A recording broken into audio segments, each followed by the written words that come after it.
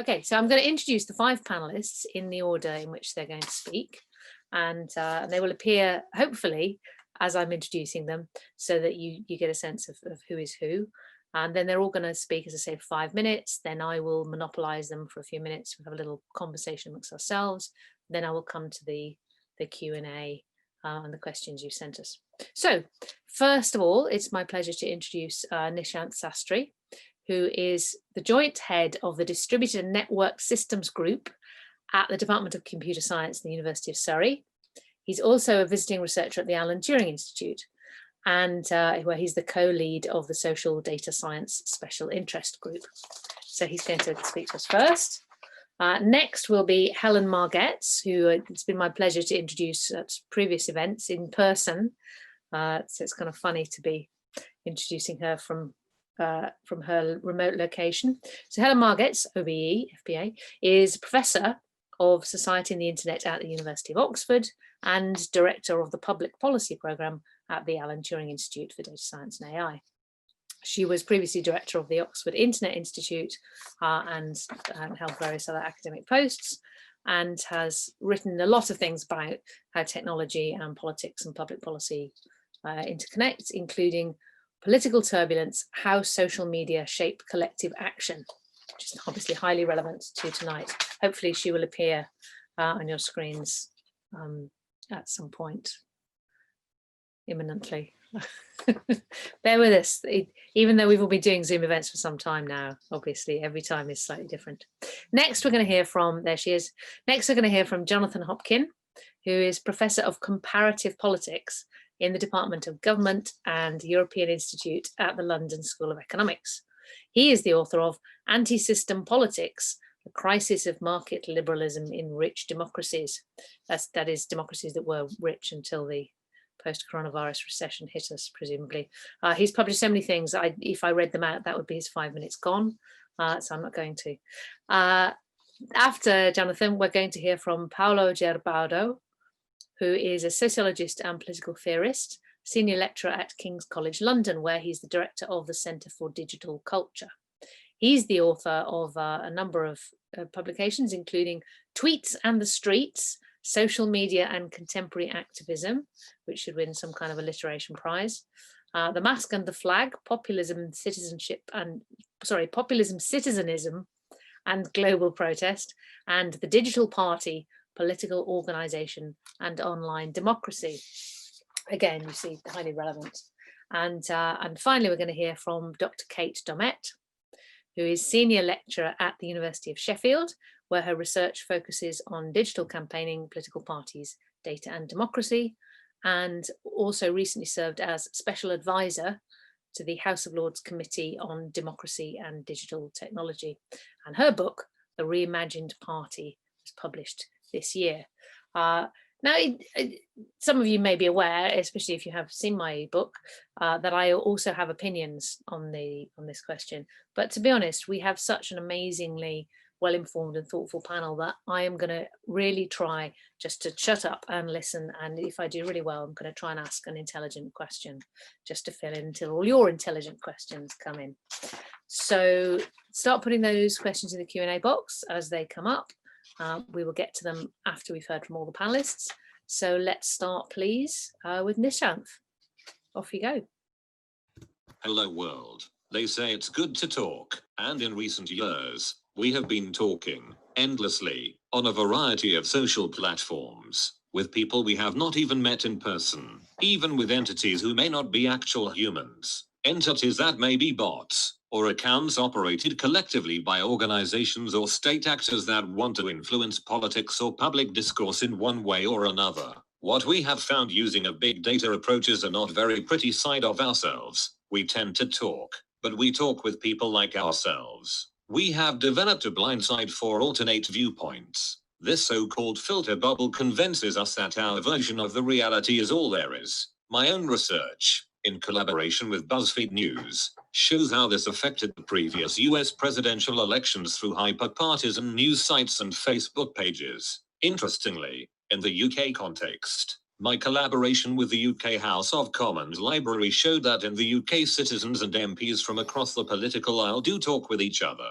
but citizens seem to be overexpressing negative emotions, anxiety and anger in their tweets directed at MPs. It is as yet unclear whether this is healthy, in that it allows emotions to be expressed, or whether these public social media have become platforms for unhealthy rants. Artificial intelligence and big data is allowing such filter bubbles and digital divisions to be created, even where there is no division. Artificial intelligence and our behavioral data allow audiences to be created and carved based on arbitrary likes and dislikes, and advertisements to be placed that can send very different messages to different user segments. This creates a potential for division that has no parallels in the past, and there is evidence it is being used by out-of-state actors intervening in elections. Moving further, bots are becoming increasingly human-like, and most people may not be able to distinguish whom they are interacting with, and what their motivations and intentions are, if indeed motivation and intention can be attached to bots. This leads us to ask whether in fact we are shaping artificial intelligence, or whether artificial intelligence is actually shaping us, our societies and our nations through algorithmically created interactions and interventions that then affect us collectively and in very profound ways. I am sure most of you have already guessed, I am not a human.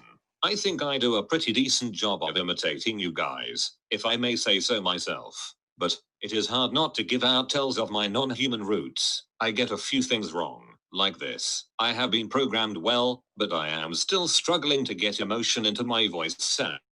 Long sentences that go on and on without a break sometimes tend to confuse me, so some of these sentences had to be carefully crafted so that I get my inflection right. I even find some short words and phrases difficult, like shaping AI, which is why I always kept saying artificial intelligence instead of I mean, AI. I think you know what I mean. So, am I a threat in the polling booth, or is it the person that programmed me who is the real threat? You make up your own mind. So that's it, Nishant. You've basically outsourced your introductory 5 minutes to a bot. Well, I think that's magnificent. And I don't envy the person. Well, hopefully we'll hear you in your own voice a bit later. I don't envy the person who has to follow you, who is Helen Margetts, but I'm sure she'll be fine. Helen. Well, great to be here. So when I'm answering the question, is AI helping or hindering democracy? I think I may have a different message from the previous speaker. To me, the answer is easy. It's doing both. So I do want to make a sort of opening plea for a view of, to some extent, democratic renewal since we've had social media, just in case there are less positive views from any of the other members of the panel. So I do want us to remember that, or to point out that on the one hand, AI-driven digital platforms they're where our democratic lives play out now, especially post-pandemic. There isn't anywhere else to do politics. So that's one point to make. It's part of our critical democratic infrastructure. And to some extent, these platforms have led to democratic renewal. So in the last 10 years, we've seen huge new social movements in every corner of the world. US school children demonstrating for gun controls, for example, or movements for environmental protection that would have seemed inconceivable without social media.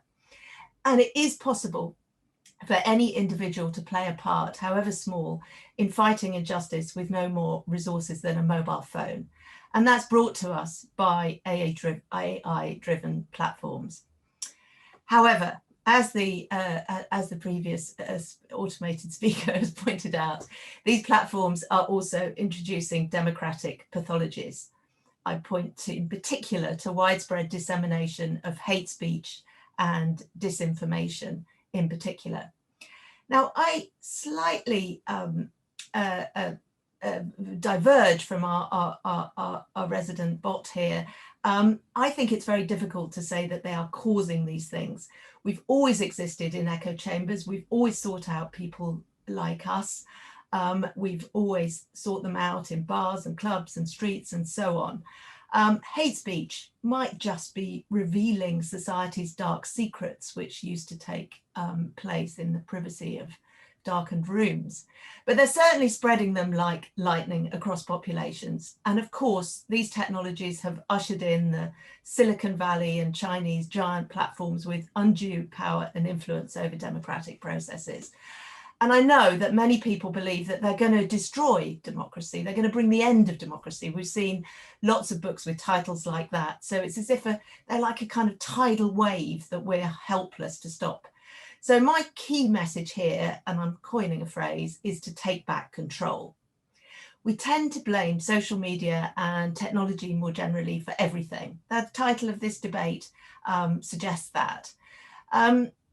After the 2016 US election, I wrote a blog responding to that view entitled "Social Media Are Not to Blame for Trump." And I still hold to that. Trump is to blame for Trump. So yes, I do blame the person programming the bot. He normalized misogyny, he made racism cool, he presented as a powerful ally to white supremacists. He has literally called people to arms. Did you see the adverts for armyfortrump.com? He called for them at the ballot box, and he used disinformation for voter suppression. That was the problem at the ballot box in the US election we just had. So that's my first point. We need to take control of our democracy. It's changed, it takes place in a different world, in a digital world. We shouldn't just assume it's being kind of ruined by technology. We need to hold people and organizations to account. There's 3 ways we can do that, and we should do more of all of them. We need research. We need to know more about the generation and impact of hate and misinformation online. Take hate speech. There's loads of research, but we still don't know that much about it, and it hasn't served policymakers well. We tend to build a tool, identify one sort of hate on one platform, usually Twitter, write a paper and chuck it over the wall and move on. There's a pile of paper the other side, but we still know quite little about hate speech as a social phenomenon. We need to know more about the perpetrators of hate, how organized they are. Is it a few people doing a lot or a lot of people doing a little, and so on. We need to know the impact, the extent to which it's inciting people to violence or discouraging people from entering public life. Identifying things which lead to action or inaction, such as not voting, the core act of representative democracy. To do that, it's a really multidisciplinary exercise. We need social science expertise, psychology, sociology, political science, as well as statistics, mathematics, and computer science. That will be the key to designing countermeasures. The second thing we need to do is to raise the pressure on social media platforms. They're crucial actors here, and they only respond to this problem when they're under pressure. In this US election, they did start to act. Trump's Twitter feed looks like a cigarette packet covered in health warnings. They've innovated. There's a far larger arsenal of tools beyond just blocking perpetrators of hate or lies. But there are things which make things difficult to find, delay dissemination, introduce friction of some kind. But it's always little and late. Whenever social media platforms have made changes, it's in response to pressure from civil society and public journalism. We need to keep that up. Finally, we should regulate. We seem to be constrained by the sort of original cyber utopian dreamers of the internet, the disciples of John Pero Barlow, who insisted that the internet should never be regulated. Does anyone remember the Declaration of the Independence of Cyberspace? Governments of the industrial world, you weary giants of flesh and steel, I come from cyberspace, the new home of the mind. On behalf of the future, I ask you of the past to leave us alone. You have no sovereignty where we gather. Cyberspace does not lie within your borders. But now the big internet corporations have become these weary giants of flesh and steel. They've become our future, and they themselves need controlling. In the US, the giants of Silicon Valley managed to perpetrate the myth that it will be an economic disaster if they're regulated. But in the UK, our technological defeatism causes us to believe it's a hopeless mission. In contrast, in Europe, we've seen regulation like the GDPR, which I believe had a positive impact. The sky didn't fall in. The electoral law here has never been updated for social media, and it must be, and we need to equip our regulators with the tools and data to regulate our electoral processes. So that's my message. Take back control. We have to stop thinking that technology is kind of washing over us helpless mortals. There's a tendency at the moment for policymakers to reinforce this view. in order to kind of absolve responsibility. They blame undesirable consequences on mutant algorithms. And so rather on the technology than themselves or the people who are responsible. We've got to resist that view. Research, regulation, raising the pressure on the platforms will be the place to start. Thank you. Thank you, Helen. That was great. Possibly a little over 5 minutes. I might be. So this is what happens when I'm not in the room with the speakers. I can't glare at them or slap them on the leg when they talk.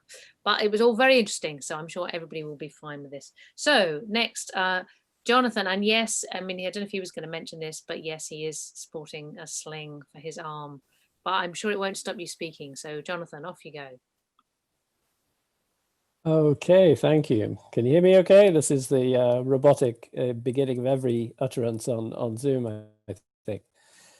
Yes, I agree with a lot of what Helen was just saying, actually. I mean, so the book I just published, Anti-System Politics, does not contain any mention of artificial intelligence, very little reference really to any of the ways in which new technologies might have shaped the kind of political upheavals we've been seeing, Trump, Brexit, a lot of the kind of popular movements in Southern Europe against austerity and so on. There are sort of quite long-standing structural reasons, sort of very material economic reasons, and reasons to do with the decline of political parties and other democratic institutions, which explain very well why all of that is going on. And I think it's very lazy to point to technology, very lazy and also very self-serving for political elites from the establishment who are trying to justify why they should remain in power when very clearly they've disappointed a lot of the people who place trust in them. So in a sense, it almost sounds like I could be saying nothing to see here, but not quite. So for a start, I think the form that anti-system political movements take is quite influenced by new technologies. We've seen, although I think it's been overstated, that I think Trumpism could well have happened without Cambridge Analytica or Robert Mercer or any of these other kinds of interventions. I think Brexit is much the same kind of story. But the ways in which political movements are emerging and drawing on technology does change their nature. It changes the way in which they communicate with people.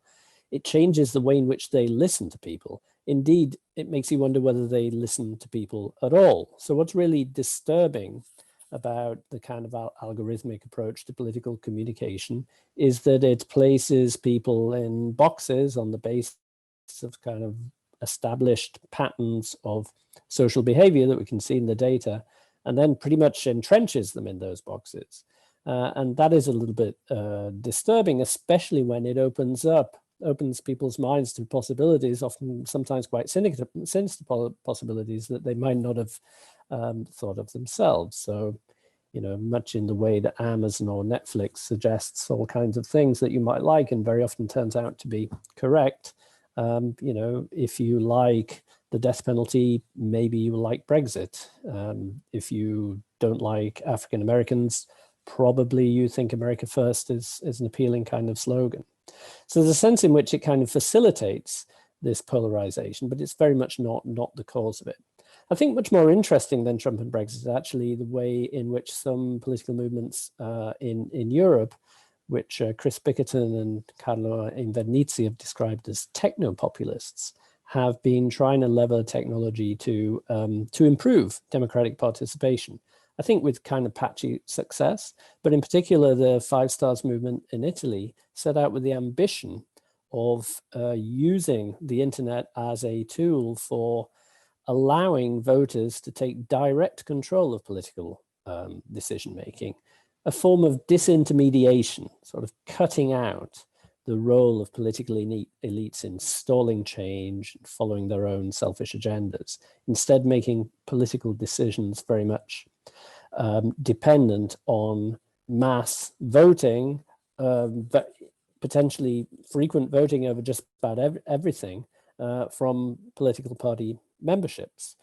The Five Stars movement is now in government in Italy. It's been in government in two different coalitions now for more than 2 years. The results are a bit disheartening for believers in techno-populism. It's behaved in much the way other political parties have behaved in the past. But it's important to underline that the use of technology is not always in this kind of xenophobic, demagogical, anti-science direction that we see in Trumpism. It can sometimes have very much an optimistic and positive view of the possibilities of political participation. So I think probably what I would like to stress is how the real danger, I think, of overstating the role of technology is that it runs the risk of blinding us to a lot of the potential solutions for the democratic malaise that we're in. So I think because it tends to place us in these silos, and I see that every day. I go on Twitter, I find out what's going on. I think I have pretty good judgment about what kinds of people I should be listening to. But in the end, let's face it, I'm listening to people who think about the world much in the same way I do. And we're all sort of subject to the risk of closing ourselves off from people who have different views. But on the ground, when people actually set about organizing politically about the level of their communities, they are maybe making use of technology, but they are forced to come into contact with people with quite diverse backgrounds and diverse views. And this is the kind of deliberative space which does allow people to find common solutions, to generate a sense of collective identity, but at the same time avoid necessarily falling into this trap of demonizing the other side. So I think if we place too much of an emphasis on technology, both for good and for evil, then we're kind of obscuring the fact that in the end, politics is still about people, that people actually like having contact with each other. I mean, if the pandemic has showed us something, it's that we really aren't atomized individuals, or at least we don't want to be, right? But we're desperate for human contact, and not just with family and friends, but also just with the wider world, the sort of everyday kind of casual encounters you might have, just seeing different faces on the tube or whatever. These are the kinds of things that actually make life worth living. And the same in politics. Politics, it's about the definition of how we should govern ourselves as a society, as a collective. And in the end, this is about people, and we can communicate through all kinds of media, but in the end, having personal contact, being able to talk to people directly and try to understand each other is the only way to make a democracy work. And when democracies work well, there's at least an extent to which they revolve around that kind of very grassroots kind of interaction. So I would just conclude to say that, there is no top-down solution to this. What's kind of troubling about the use of these technologies is that it can be very top-down, very manipulative. Somebody, some data wizard in a room somewhere with a pile of money and a lot of data is able to kind of force people into adopting positions which, left alone, they might not adopt. But the response to that is not to try and find some kind of an alternative top-down control of people's thoughts, but instead to try and encourage ways of people finding their own way around the problems that we have in politics and society, and try and find ways of building bridges with other people to help solve them. Lovely, thank you, Jonathan. The only thing that's worrying me so far is everyone's being terribly reasonable and broadly agreeing with each other that it's a problem, but maybe there's a risk of overstating it, and maybe the problem lies somewhere else. So I'm really, really hoping that the next speaker might come in a little bit harder and blame the bots or the technology a little more, and maybe even point to why it's so evil and what we should be doing about it. So Paolo, off you go. Hi everyone. Yes, I'd say that we are now at the point when there's already quite some research on bots, especially since the 2016 elections. Many researchers have looked at the famous Russian bots, and Twitter ended up saying that 50,000 accounts were identified as bots operated by the Russian state. There's a lot of discrepancy in findings regarding the actual impact of bots, because it tends to vary very widely depending on the context in which they are operating, and depending on how people react to bots, whether they recognize them as bots, or whether they are instead seen as, whether they manage to mimic human behavior. And I mean, quantitatively, according to research, I mean, it really ranges in conversations from up to 10% of accounts involving conversation being bots, down to sometimes 2% or even 1%, right? So sometimes, yeah, we need to be careful not to overstate the actual impact. And we need to realize that much of what bots are doing is not really artificial intelligence, but is more artificial stupidity. I mean, they are doing things that are very simple. They are amplifying more than creating text, more than AI generated text. What bots are doing mostly is retweeting, sharing, amplifying certain networks, amplifying messages that have been written by human operators, so-called, by actual human beings. Though that can be quite profound in its consequences in terms of creating a false impression of support for a certain cause or for a certain view. If someone sees that a tweet, for example, proposing conspiracy views on COVID has only 2 retweets, the tweet will be considered far less important than a tweet that has 200 retweets. But perhaps out of those 200 retweets, 180 of them have been bots retweeting that content. And also, I think a lot of research on bots is concentrated on Twitter, but I think really the major impact is fake Facebook accounts that are managed by bots, and in particular Facebook groups. Because in Facebook groups, this activity of sharing content, right, sharing content from blogs, from obscure blogs, conspiracy websites, can actually play quite a role in gearing public opinion, in sparking outrage and in sparking rage around certain particularly burning issues, be it migration or similar questions. I mean, I think for us, the real question is, can bots pass the Turing test? Right? Given that this talk is hosted by the Alan Turing Institute, I think this is a very important question. Namely, can they be recognized as bots, or can they become so sophisticated that they are impossible to distinguish from human beings? At this point, AI-generated text is not good enough to do that, mostly. At least for sophisticated, literate, say, internet users were able actually to discern that and are aware of the existence of bots. Yet it is not a foregone conclusion, namely that we've seen that AI text generation is making very fast advancements. So we may be soon in a situation in which we can converse with a bot, we can have exchanges with a bot on Twitter, and that bot passes the Turing test. Namely, it's impossible for us to make sure whether this is a person or a bot.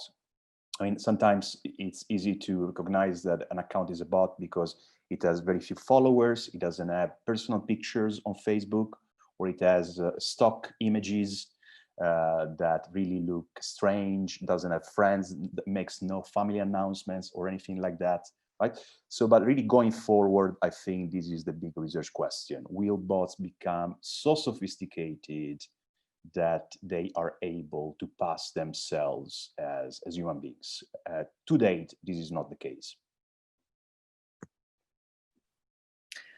Well, there was a whole other level of scary that we won't even know they're bots, but we'll actually think they're people. But you've inadvertently given a tip to any bots out there. They have to start putting up family photos and teaming up with other bots and actually putting on a bit more of a show of being human.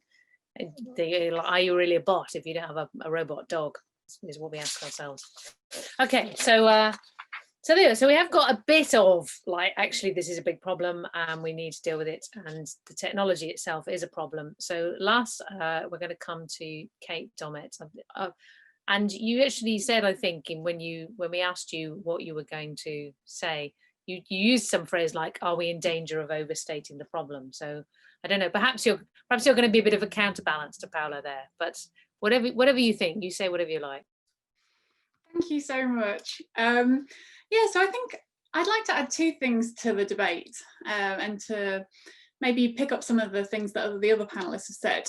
And I think that basically it's really important that we think long and hard about the impact of different technologies, such as bots and AI, on elections and democracy. But I think the perspective that I want to bring to this is, I think that a lot of these discussions and debates that I've tended to be involved with, almost the way these issues are discussed, you know, is identifying a problem and then searching for solutions. So, you know, if AI is hindering democracy, we need to do something about it incredibly urgently. And I think that is a really good response. And it's certainly one that we're seeing policymakers make. And, you know, we've already heard talk about regulation. But I think that it's really important in this debate to ask two questions. And the first one is actually, what are we trying to defend? So we've asked, is AI helping or hindering democracy? And I think that that implies that we all actually have a shared understanding of what the democratic good is there. But democracy can actually mean different things in different places. It can see different ideals upheld, or, you know, different practices seen as being desirable. So I think that if we're going to kind of try and evaluate the impact of AI, we need to think about, well, what is the good that we're trying to stop or to promote through the use of this technology. And having that understanding is really important for being able to assess what is going on, but also then be able to identify the practices that are most problematic that we want to do something about. So I think most people would agree that voter manipulation and potentially voter suppression is something that we don't want to see happening in a democracy, because it can affect free choice, which is a widely held democratic value. Other people, you know, might point to disinformation. There's been a lot of concern around the role of bots and AI in making good information less available to people, and that really is connected to the idea that we need to have an informed citizenry within a democratic system. You know, others might favour or more highly rank different values like citizen participation.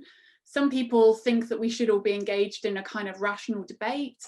But I think what I'm trying to say here is that we need to really think about what is the good of democracy in order to assess this. And I think in doing that, we also need to work out if AI and digital technology is actually the problem, because I think that in a lot of these debates, we tend to see, as Helen was kind of saying, technology held up as this thing that's coming in and it's preventing these democratic ideals from being enacted. But actually, in a lot of the debates that we've seen around AI, they're holding up democratic debate and what happens at elections to standards that we don't hold pre-digital elections too. So I think there is a need to kind of really think about what's going on. And the second point I want to make kind of comes to the introductory comment, which is that, you know, I think we need to really think about precisely what is actually happening. So my area of research is data-driven campaigning. So I hear a lot about Cambridge Analytica. And we've seen a whole raft of claims about voter profiling, data collection, micro-targeting, about the fact that voters can be manipulated and have their votes changed. And I do think it is important to be careful here in how we talk about some of these claims, because I see this happening in the debate around bots as well. You see a real escalation of, you know, bots are being able to influence people, change people's votes. But actually, do we really know if that is happening? Because there's evidence that it happens in some places, does that mean that's common day, everyday practice that we really need to, you know, clamp down on? I think we need to be a bit more cautious in actually working out what is going on. And that does mean building up a richer picture and maybe being a bit more sophisticated in the stories that we tell about what's happening online and how things like bots are playing a role in society. Because I do think that these aren't an inherently evil thing. They are not incredibly evident and being used at every level and every election. But I do think that they are evident in places. Now, if we start to kind of try and tell a more fine-grained picture about what's going on here, we can point to the good practices, we can try and get a sense of how prevalent this activity is and how problematic it is. And I think that's the kind of way that we need to talk about this. It's not a binary of there's loads of bots and they're all awful. Some bots will be doing good work, in some places bots just won't be a thing. And I think we need to really think about what is actually happening in order to be able to answer this question in a more sophisticated way. And for me, that's really important because we're seeing policymakers around the world take action on things like this. And the thing that really concerns me and that I want to bring to this debate is I think that potentially we could see policy and regulation being introduced to tackle the wrong problem or to tackle the sensationalized account of the problem. So I think we really need to think about those two questions as we're entering into this debate. That's great. Thank you, Kate. And you have kind of widened out the question admirably.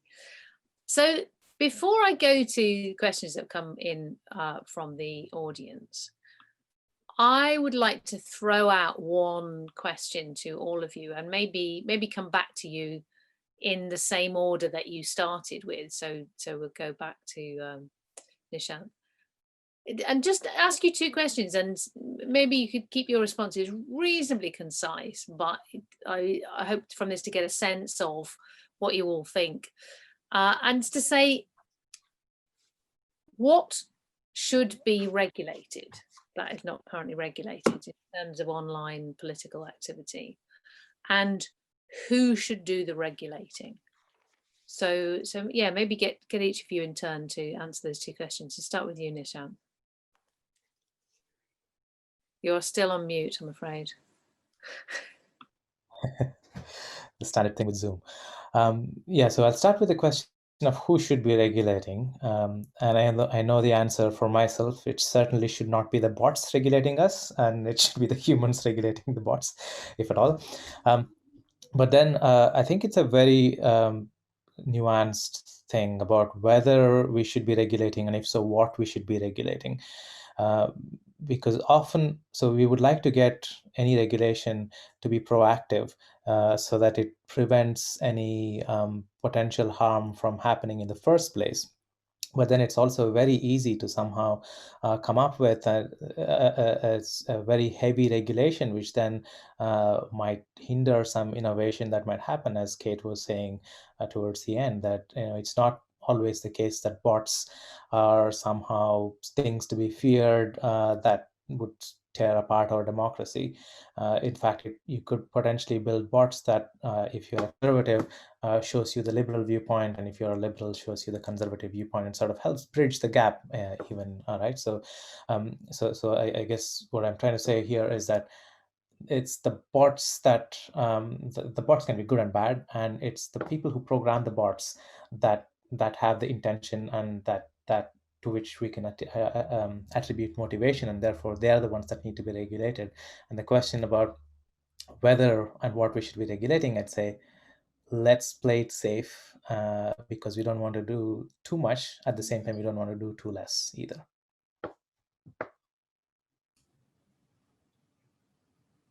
Timandra, I think you're on mute now. Mute, Timandra.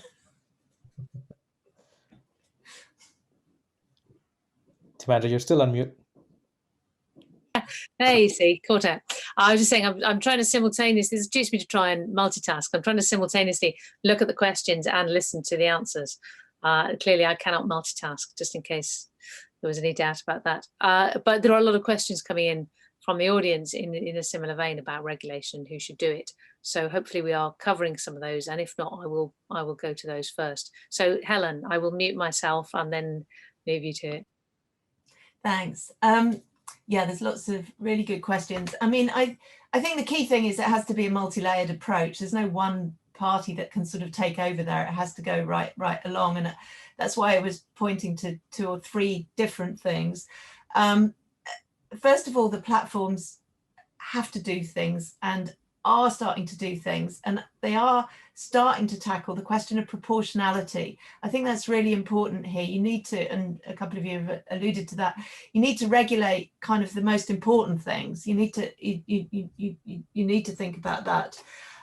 Actions, it's a bit like when the Chinese government is thinking about censorship, as I understand it, they focus on the things that lead to action. I'm not suggesting we should be like the Chinese government at all, but I am suggesting that things like voter suppression, for example, that is something that disinformation about where polling stations is and how to vote and that kind of thing, that's leading to action that is positively sort of a danger to democracy. So that's something we might focus on. you know, incitement to violence, things that approach incitement to violence and so on. So that question of action, but also with respect to proportionality, do things, there's been a very on-off approach before of kind of just blocking people or sort of taking them off a platform. And of course, that does have an effect. We know that, there's research which shows that. But there are also all sorts of other things which introduce friction at key moments. They make things difficult to find. They don't come to the top of searches and they don't reach so many people, or maybe there's a time lag or something like that. There's new interventions kind of on children's platforms to say, you know, that could be really nasty. Do you really mean to say it? These kind of things which aren't the same as kind of complete blocking. I do think we've got to do more about that. But when it comes to legal regulation, action is one of the key things that I think we have to focus on. Great, thank you. Jonathan, what are your thoughts? What should be, you seem to be quite anti top-down initiatives, so what should be regulated, anything, and who should do it? Oh, I believe in laws constraining people doing bad things. I mean, I'm not against top-down action from that point of view. I didn't want to sound too much like an anarchist in what I was saying before. I mean, I think, you know, if a platform is allowing things to happen that were, if they were happening on any conventional media, would lead to regulatory or legal action, then that should very much apply to the Facebooks and Twitters and Googles and everyone else. I mean, I understand, and I'm not a lawyer, so I don't know how you go about actually drafting the legislation to be able to do that. But it just seems to me that, you know, if you know, all this hate speech was going, I mean, admittedly, some of our newspapers are not far off either. So regulation of the media in general is a bit of a problem in all our societies, but something definitely needs to be done about this kind of free-for-all. And one thing that has struck me is that I know obviously the freedom of the internet is very precious, and that you know, we don't need to become too kind of, we don't want to impose too much burdensome regulation. And I'm sure that if my wish was granted, I would probably be very annoyed at the ways in which it restricted me. But it just strikes me how, you know, and the few times I've tried to report people on Twitter or Facebook for, you know, outrageously racist or you know, aggressive, violent, threatening behavior, nothing ever really happens. And even if it did, you can set up a new account and kind of carry on regardless. And there has to be some way of dealing with that. And it has to be really there needs to be some way of establishing legally that the burden of proof is on the platforms. After all, these are multi-billion-pound dollar corporations. They're not short of money. If you threaten them with liability for the negative externalities that they are actually producing, because without them, these externalities wouldn't exist, then you know, that maybe might incentivize them to take it a bit more seriously and use some of their resources to police it properly. So from anarchist to Stalinist in one leap. It's a path many have trodden before you, Jonathan. That's interesting. I'm just going to bring in briefly some of the things that are coming in from the Q&A. Because get some great and really thoughtful and detailed questions in. So sorry to keep you hanging, Paolo, but I think these might be useful. So on the one hand, we've got Ariel Bennett saying, well, we've seen that lawmakers and regulation are often structured to be too slow to respond to the pace of change in technology. So how do we restructure them so they can keep up and balance the speed of the regulation with the need to fully consider the impact of the regulation? It's a very, very pertinent question. And then Mohammed Afsal is saying, well, as Helen mentioned, the regulation of social media platforms is extremely important, just as you were also saying, Jonathan. But is it possible for the policymakers to police the social media? It would also involve criticism on account of freedom of speech and democratic principles. And going back, in fact, to what you were saying at the beginning, Helen, about that is now, if that is now where political debate happens, then how do you balance? Yeah, so it would also, as Mohammed says, it would involve criticism on account of freedom of speech, democratic principles, keeping in view the latest development in AI. Why not bind the social media companies' outlets themselves for purging the spread and dissemination of disinformation, rumour mongering and hate speech? Although, Mohammed, surely that just throws back the question of democracy and censorship to the social media companies who are unelected, as I think someone said before. So there's some of the other questions are more detailed and technical, so I'm going to come back to them. So sorry to keep you hanging, Paolo, but maybe some of those would be useful for you in whatever you're wanting to say. Yes, I think it's a very fine line there, right? When, I think first and foremost, we already have legislation to address these in principle, right? I mean, defamation law, libel law, all things that were created that frame freedom of expression, because freedom of expression has never been unlimited. In countries such as the UK, Switzerland, Sweden, say, ideally the most democratic countries, you have censorship, right, against things that people want to be censored. Pedophile content and such things, right? These things are filtered. So one should not kind of operate with the idea that censorship per se is bad. Censorship, even in the freest of countries, you have some forms of censorship. Though this legislation is ineffective on the internet because of the sheer complexity of the system, the instantaneity. They are designed for a situation in which you had some very specific and yet very few centers of communication, right? Newspapers. Now you have millions of nodes, you have millions of people, and you cannot apply the same system to this situation. So one thing that is happening is platforms moderation, right? Because of public opinion pressure now, platforms such as Twitter, Facebook, and others are censoring their own content more, yeah? But then it needs to be very careful, because it's a very fine line between censoring content that really deserves censoring and then just applying this to any view that is considered extreme, right, or radical or dangerous. And then they can become really dangerous because it can silence opinion that is ultimately legitimate. Plus, it can also feed into the victimistic propaganda of the extreme right that often highlights that people want to censor them, right? So it's a question that needs to be treated very carefully in terms of the possible implications it may have both on legislation and on public opinion ultimately. Okay, yeah, good raising of the issues there. And this is a very live and real question, whether in fact platforms should be treated like publishers and be made responsible for the things that people say on them. But that does slightly cut across the other reality, which is that we often treat the social media platforms as if they are not even public space, but semi-private space. So people might have private groups on platforms like Facebook in which they have conversations which they think of as private, like the conversations they might have in their own home.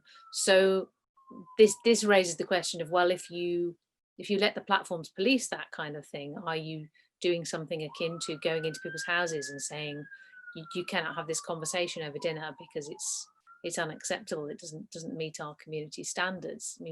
What is the space for that kind of conversation that is slightly public but informal, that is not, that people don't think of as publication, they think of it as a conversation, or do we separate that completely from things that we think of as political? So I'm throwing that in as well to you, Kate, as well as the questions I asked earlier, and indeed anything else you'd like to come back to. I think that's a really interesting point, actually. And I think the fact for me is that there's a tendency to think about regulation as something that comes from the state and limits platforms, but platforms are making choices about how they're enforcing rules, about how those private or very public groups are working and what's prohibited or not in those spaces.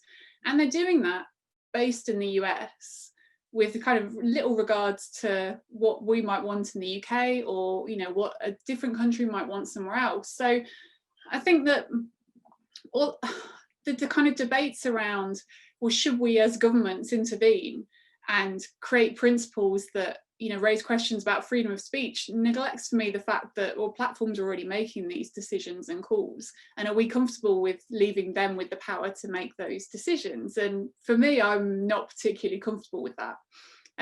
The other point I wanted to come in on is, I think that original question that you raised about what should be regulated, I think that transparency is a really interesting idea to promote in this space. So if you think about bots, I think a lot of the concerns around bots are that we don't know that they're bots.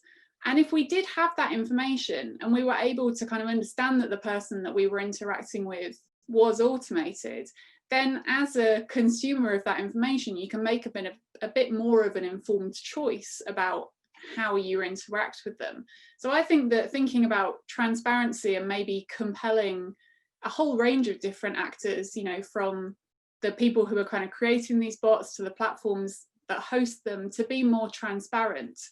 If I can, I'll just come in on one last point, because there was one question about how do we make sure that regulators can keep up with change? I think that regulation has been really under-resourced. So, the Electoral Commission, we see it getting bashed in the news by the government, whereas actually, we need to be investing in these regulators. They're really important. They need to have the capacity to be able to understand and monitor things. And that means, having partnerships with academics, making sure that they've got data specialists, having secondment schemes so that people can go from industry or from campaigns into regulatory bodies, so that they're better at actually being able to have the skills and the resource that they need to police what's going on in this area.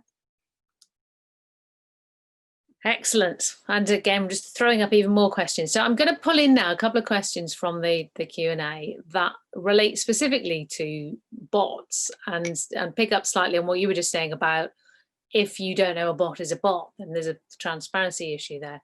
And speakers, because there's 5 of you, I can't necessarily see all of you on the screen at the same time. So if you're desperate to come in and I haven't asked you yet, feel free to use the hands up function, where you can put a little hand up. I think that's working for speakers. If not, wave at me frantically. But I will let all of you come in at some point. So there's a couple of specific questions about bots. One is absolutely great question from Simon Ray. How do bots work? Are they completely computer software driven? Are they picking up on phrases and words used in the conversation and refocusing and reorganizing them and including a few of their preset phrases? Or is there someone doing it? So thank you, Simon, because there's always a question that people go, oh, am I meant to ask this? Or am I supposed to have read the lecture notes before coming and just magically know this stuff? And then there's someone, there was kind of a related question from Raphael Labrador. Is it possible to talk about the role of social media and democracy without getting down to the algorithms functioning? While listening to Jonathan, I was wondering, are the algorithms equally efficient for community development as they are for entrenching people within a small box of polarized ideas? So could regulation go down to the loss functions of these algorithms to promote certain desirable outcomes? And perhaps most intriguing of these three I'm going to ask now, from Jeannie Dalloway. Arguably, one precondition for bots to work is often the platforms available and the mechanisms by which users can and do interact. With that in mind, how do you feel that bots will begin to show up as we move more quickly towards the regularity of the digital seminar and immersive technologies that render or represent other users in a virtual reality environment? And so I'm now wondering whether Jeannie Dalloway is actually a human being, or if we're all being put through the Turing test now, and that's actually a really clever bot designed to go and join online conferences and put questions and comments in the comments box. We may not get an answer to that tonight, but I think it's going to keep us all awake thinking about it. So I'm not going to give you a speaking order, speakers. Who would like to chip in first in answer to these things? Just turn your mic off and mic on and go for it. Maybe I can go as the computer scientist among the group, and start with the question of what really is a bot, right? So in some sense, the way we think of a bot is some automated non-human agent that kind of expresses human-like capabilities or looks and talk, if it looks and talks like a human being. And the ultimate test is, of course, the Turing test. If another human being cannot tell that this is a bot or a human, then the bot has passed the Turing test, right? So what we're looking for is programmatic or algorithmic interventions that pretend to be a human being. And because it's got to be about pretense, if it says that it's a bot, then obviously you're not, and there is no longer the question of the Turing test, but it can still be somehow useful to you. So I guess the real question, therefore, is, should bots always be transparent? And my answer to that would be yes. If it's got to be useful bots, then you want to have bots be transparent about what they are, and indeed how are they achieving their ends, so that sometimes for all of us, when we see something, it doesn't, we don't fully understand exactly how it works, especially if it's a complex and complicated technology. Many times we take that as a black box, and then as long as we are able to work with it, then it's fine. So in some sense, all we need to understand is that interface between us and the bots, and that's the bit which probably needs some regulation. That's the bit where we need governments and policy people just coming in and saying, here's how we should be interacting with bots, and here's how bots should be written so that we can interact with us. Great, thank you. I should say Jeannie Dalloway has now popped into the chat box to say, I'm very real, I swear.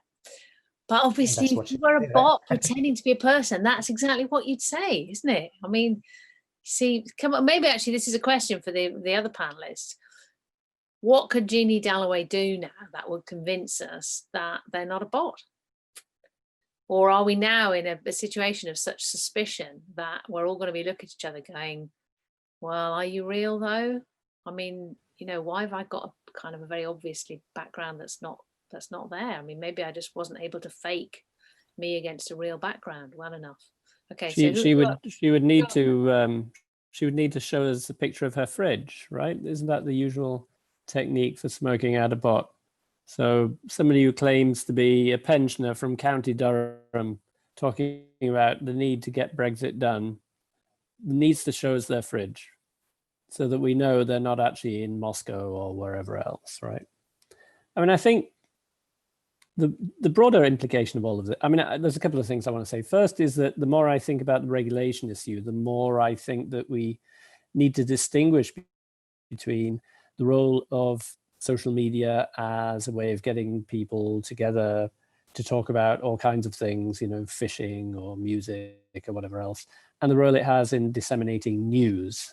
We do have very specific regulation about news media. And when these platforms become part of the news media, they need to fall under the purview of that legislation. At the moment, they kind of don't. The whole QAnon conspiracy, the way that's flown around, I'm not a media lawyer, so I don't really know whether the Daily Express could do that. But it would certainly be a lot more difficult for traditional media to get away with that kind of misinformation. The other point I wanted to make is, this was sparked by one of the comments earlier, one of the questions coming in, I forgot who it was, but the way in which we think about interaction. I mean, in the end, what's really dangerous and subversive and worrying about bots is that they are not human, they are dehumanized. We maybe don't even know whether they're human or not, but the fact is that then you're relating to them in a completely different way. And I think the ways in which social media and technology can sometimes dehumanize the other is in the end what's fundamentally disturbing about the whole thing. I mean, in the end, as a society, we need to, coexist and, if at all possible, decide together how to govern the space we live in. And the only way in which you can do that in a sort of democratic and, in a democratic way which safeguards people's rights is if we remember each other's fundamental humanity. And I think in the end, this is, this moves us into an area of more philosophical kind of reflection, which I'm not qualified to to elaborate. But in the end, I think that's what it comes down to. How do we run a society in which some of the participants are potentially not even human, or at the very least, if we have that kind of suspicion, we do not treat them as other humans? So that sense that even the suspicion that others are not human can itself be as damaging as actually making bots that are actually interacting. So I'm sorry, Jean, if I have damaged your sense of yourself as human, but we are hoping you can find the technological wherewithal to actually send us a picture of your fridge. I think we all secretly want that to be the finale of this event now. So Helen, you're raring to go. Thanks. Yeah, I just wanted to pick up a couple of the things. One of them, there's quite a few comments about using AI in a sort of positive democratic sense for community development or something like that. And I think that is an important point. I would once again urge people to think of all the positive things that these platforms have brought to democracy. And there's so much that we're not doing there. We're not investing enough in regulation, as Kate said, but we're not investing enough in democracy either. We're not prioritizing it, we're not protecting it, and we're not thinking how these technologies could make it better. And I think that is important because there's so many possibilities now for sort of involving citizens in policy making and deliberation and all sorts of things. And there's some very interesting work going on in that. And also, it's also important to remember, I mean, I was talking about sort of introducing friction and the things that the platforms are beginning to do to sort of a kind of proportional sort of regulation, kind of delaying things and slowing things down and all this kind of thing. I mean, all that's done with AI, and we've got to innovate in that area too. And we've also, I think sometimes regulation is about forcing the platforms to innovate in that area. We're doing, in the public policy program at the Turing, we're doing a lot of work with the regulators. And what we're trying to do is help them, because I think when we think of governments regulating AI, we think of them sort of swooping in on malign content. And that's not what needs to happen. What needs to happen is exactly what Kate said. They need the capacity to understand what they can demand of the platforms. And that's a really hard thing because the platforms are so opaque. So it's a question of sort of demanding transparency and actually having the research and innovation there to understand that what they can demand of the platforms. And finally, just in response to Jonathan's point about conventional media. So I'm not so sure there. I was thinking that before we started. I mean, what about the question, you know, I was thinking about the sort of things that happened during the election and thinking, well, you know, that would never happen on conventional media. But, you know, we've had conventional media in this country calling on people to consider judges enemy of the people, etc. I certainly think we've seen incitement to violence in conventional media.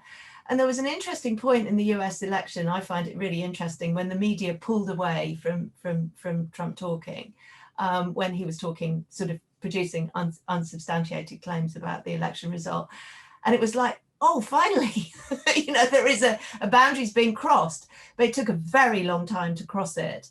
And I guess to a certain extent, the social media platforms have perhaps acted a little bit earlier. And that also comes to Kate's point about sort of we demand so much of technology, but hang on, we need to be a bit more demanding about other democratic institutions. Interesting that, in fact, we haven't ended up talking very much about the US election this evening.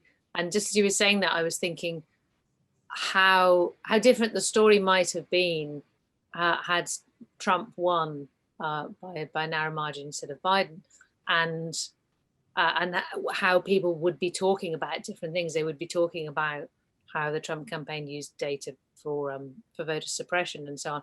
I mean, much as like in the 2016 election, there was all the talk about, was it bots, was it Russians, voter suppression and so on.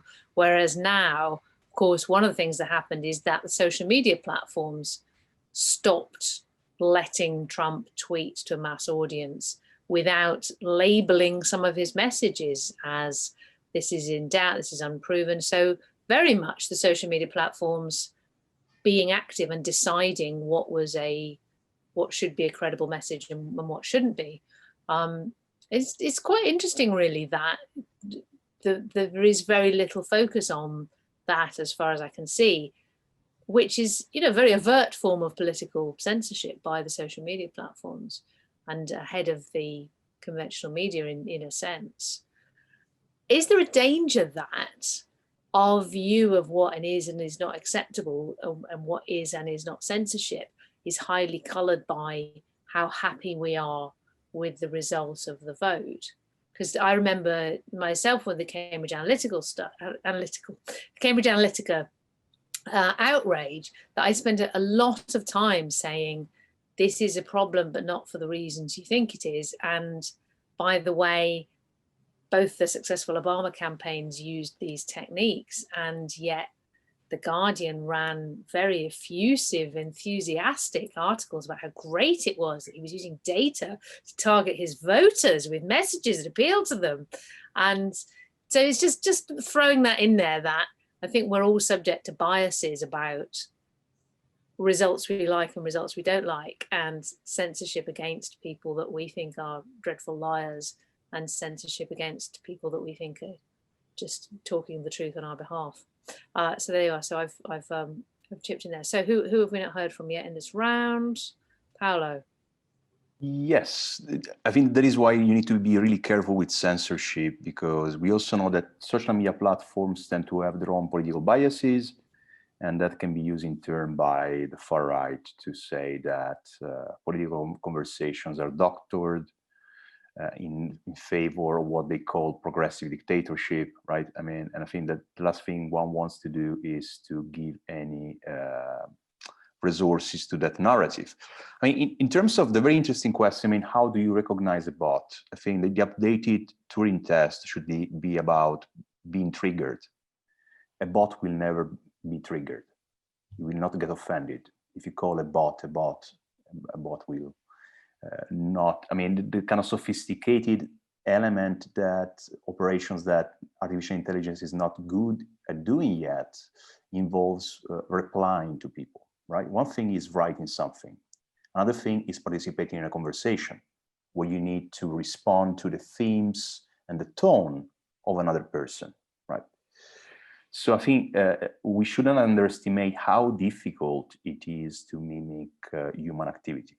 Even if it is just kind of textual activity, it is extremely complicated, right? It is extremely complicated.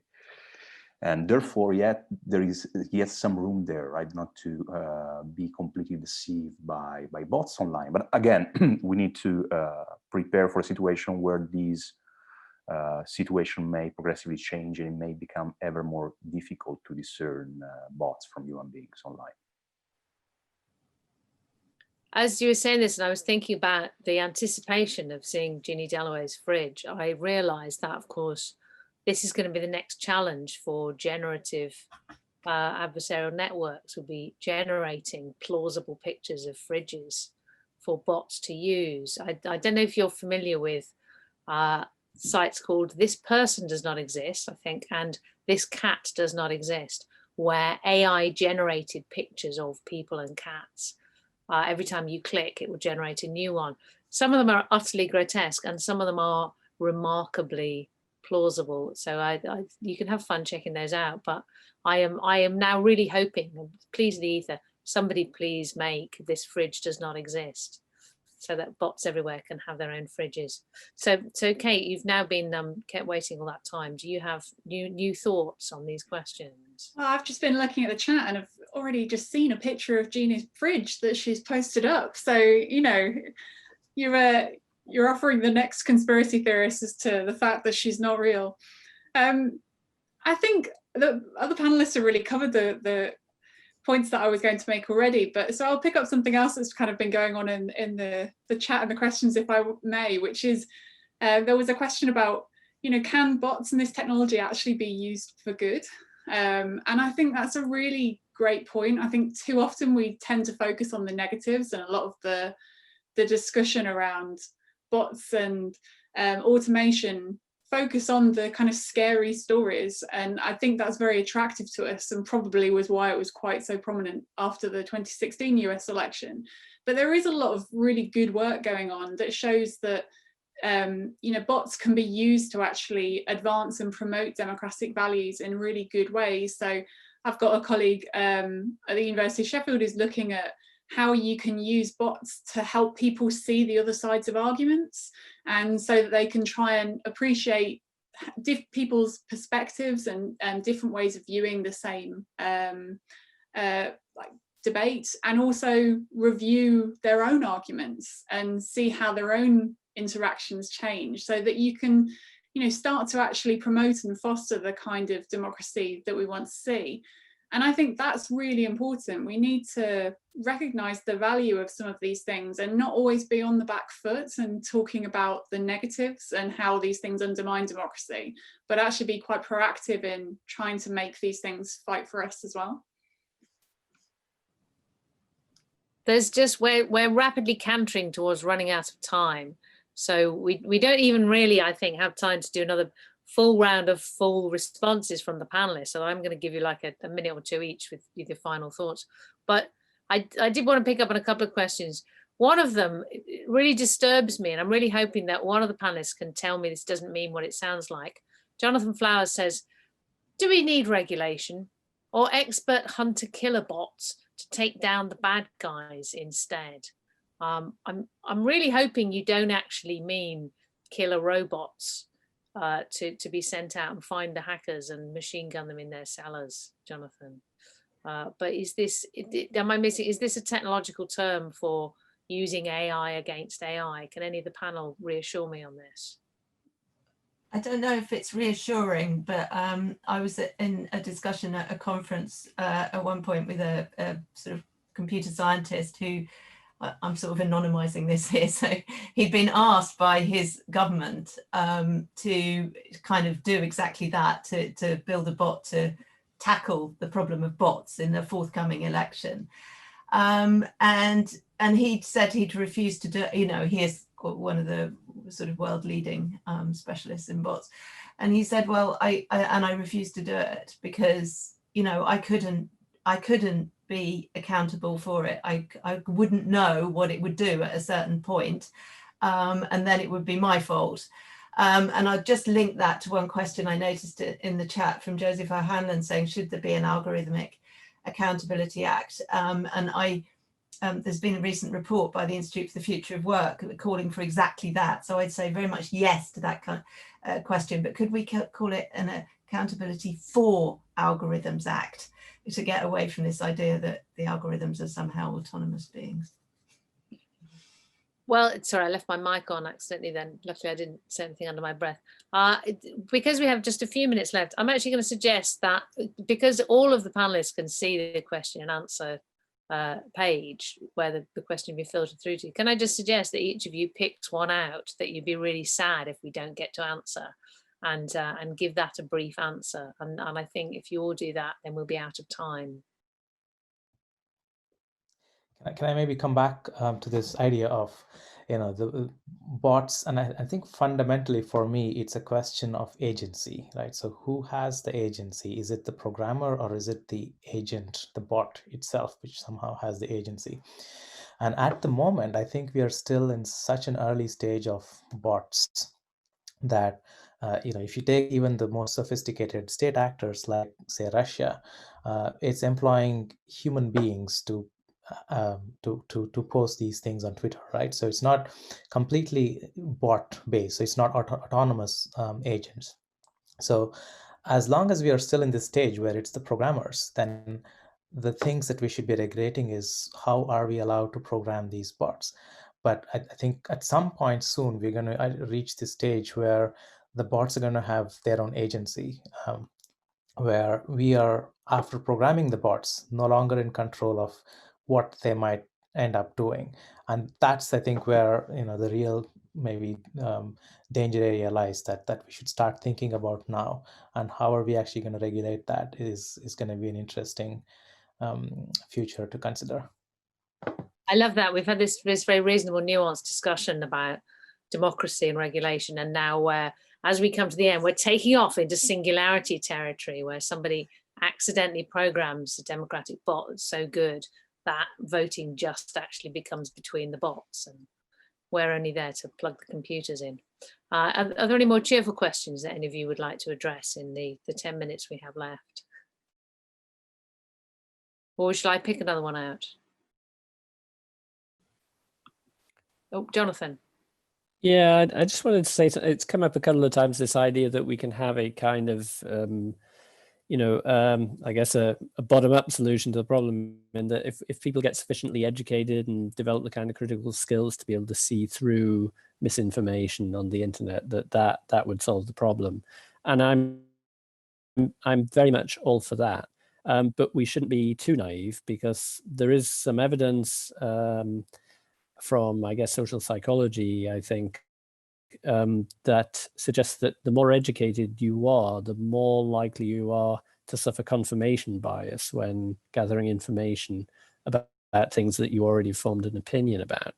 So I think there's some research about attitudes to climate change between Democrats and Republicans in the US, and that the higher educated ones were more likely to become entrenched in their positions when they were exposed to alternative views. So I think, some of the things that we're seeing come through here, just this is the way humans are, really, in that there's always room for more education, but we shouldn't maybe be too optimistic that in itself is going to solve the problem. Okay, I'm going to throw in one from the list of questions, which is actually, again, is something that's quite relevant that has not come up yet, but I think is worth thinking about. Do social media platforms have political agenda setting power in their own right? And what does the panel think of the social media companies' anti-disinformation measures taken since 2016, which is Ben King Beck? I mean, in a sense, I think we have talked a little about the second half of the question, about the recent measures that social media companies have taken. But I think the political agenda setting is an interesting question, because we can already see that the new Biden administration is hiring people from Silicon Valley, and certainly when Obama was in administration, there was almost, people talked about a revolving door between Silicon Valley and the White House, because they were very positive about using data and technology for government. So is there a danger that, over and above what's actually happening online in these spaces, the Silicon Valley companies themselves are helping to set the political agenda, which does slightly beg the question of, well, if we talk about governments regulating companies, how independent will that be? I don't know if any of you have thoughts on that one. This was going to be the question I was going to pick, so I was happy to say something on this. I think social media platforms definitely have agenda setting power, and I think they are exercising it quite forcefully. It's very noticeable that, it's only in recent years they've started to take action on a lot of this stuff, and that's been of their own volition. It's been occasioned by a rise in public concern, but there's nothing compelling them doing anything in terms of taking action on disinformation or ads. So they have the power to set their own agenda and to bring around a lot of change. They also have incredible lobbying operations. I think I definitely saw the time I spent in the Lords when we were looking at issues like algorithmic transparency and what should be done about data rights and how you would enforce those online. It was incredible to see the policy teams that kind of came out of the major platforms to present a very good case as to why things shouldn't be happening, and that it should be, left to them to dictate the terms of what should be done. So I don't think we should underestimate the power of these companies, and that's why I think it's so important that there is pressure put on them to take action. I do think that I'm not entirely critical of what they've done. I think, for example, the anti-disinformation measures that are mentioned, there have been some good things that are done, but it's all in their own terms. And for me, that much power in private companies that hold big monopolies and an incredible amount of power and influence, it's just a real concern. Well, yeah, I mean, this is an argument that comes up a lot, that if somebody is going to regulate public space and public debate, it should be people that we can at least elect. Although, if it's true that social media has a lot of power over the political discourse and can influence the outcome of elections, then perhaps even who we elect is going to come down under their control. I personally don't think this, by the way. I tend to trust in the kind of the unruly power of the electorate to see through things. I think that the number of surprise votes we've had over the last few years suggests that we're less easy to predict and manipulate than you think. But you have to ask yourself, if what lost Trump the election was the suppression of his tweets, does that mean that Biden did not win fairly and freely? Nobody has to answer that. You can just take that away to think about. We have a couple of minutes left. So basically, anyone on the panel that's burning to say something, say it now. Nishant, I can see you're burning. Off you go. I was just going to say back to you, haven't we actually elected the platforms ourselves? So the reason why Facebook is so popular or Twitter is so popular is because so many of us are using it rather than so many other platforms which are competing out there like Orkut or MySpace or what have you. So in the end, somehow we've brought it on ourselves. But there's also this thing that they all come with this very particular mindset, which is very US centric, very California centric even, which may not be the best fit for the rest of the world, which we should be thinking about very carefully. Which again, somebody else raised in the questions about how can you have companies which are based in the US and California regulating different political systems around the world. Look, people that have sent questions, I'm really sorry we haven't got through absolutely every one of them. We have tried to at least cover the ground of most of them. And I'm sorry that we ran out of time and didn't get to all of them. But I can also see there's conversation going on in the chat. So hopefully you got a bit of a voice there. People on the panel, this is your last chance to chip in and have your last minute. Otherwise, I'm going to bring the event to a close and let people go to the virtual bar and have virtual conversations. I think actually, technical question: is it possible to leave the chat open for another few minutes so that people can virtually go to the bar and chat with each other? Maybe somebody could answer that to me in the chat. And meanwhile, Paolo, off you go. Yes, I mean, very final comment. I think we also need to trust people's ability to actually develop antibodies to any form of manipulation that may arise, not through regulation, but through actual kind of social practices, and people becoming more literate, more aware of what is happening, and also becoming more conscious and more cautious, right, when they're seeing things online. So vaccine for COVID and also one for misinformation online. Okay, so I'm going to say thank you to all the panelists.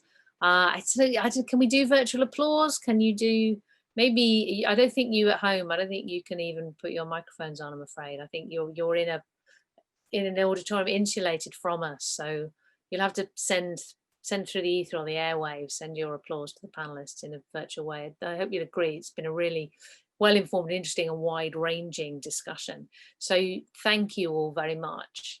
And I hope that before too long, we can be back in the same room again, those of us who are close enough to London to get there. But of course, the advantage of this is that absolutely anybody from anywhere can be part of the discussion, whether you are somebody with a really plausible fridge who definitely is a human being and not a bot, or indeed a bot. I mean, if they're going to start being part of political discourse, I think we need to start training them up in the art of polite debating.